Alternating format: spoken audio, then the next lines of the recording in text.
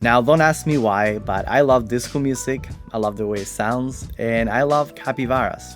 I think they're cute, I think they're silly, so I thought to myself, why not combine these two things and create a video game out of it? So that's how Discobara came to be. Now the game is very simple. You play as a capybara on a disco floor. There's music playing and essentially you have to follow the lit platforms. You move from one to the other. It starts off very slow and eventually begins to build up and speed up. So it sort of puts your reflexes into test as you're listening to disco music. Now this game was built using the Unity engine and C#, which is very fitting because back in 2018, before I even went to college for programming, before I really got into programming itself, I would follow this YouTube channel called Brackeys where this guy would teach you how to make games. And this is really the moment that it began to sort of shift gears towards wanting to learn more about programming. I think a fun takeaway from making this game, but also a challenge, was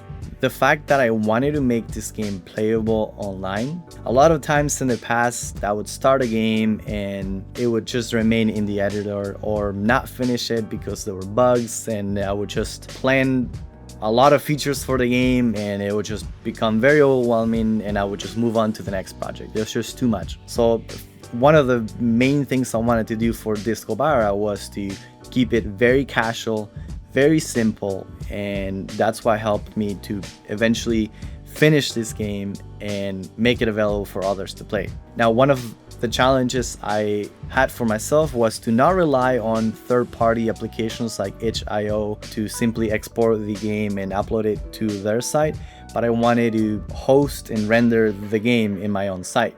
So I did a little bit of digging, a little bit of research, and I found that there's an NPM package for Unity and React. I read the documentation and learned how to render a WebGL Unity export into a React website. And that was a lot of fun because it gave me a chance to bridge the gap between game development, which is something I enjoy, as well as web development, which is something else I enjoy. In the end, Discobara started off as a fun, quirky idea, but it taught me, some valuable lessons. I had a lot of fun building it. It taught me that even the most random concepts or funny ideas you might have could turn into something fun, something cool that you could enjoy for yourself or that you could share with others. So if you're feeling stuck or if you're thinking of your next project, just build something ridiculous.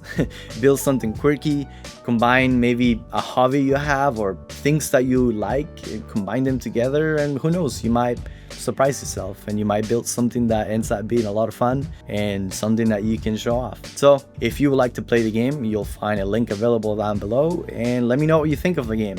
Let me know what your high score is, and yeah, I hope you enjoy it.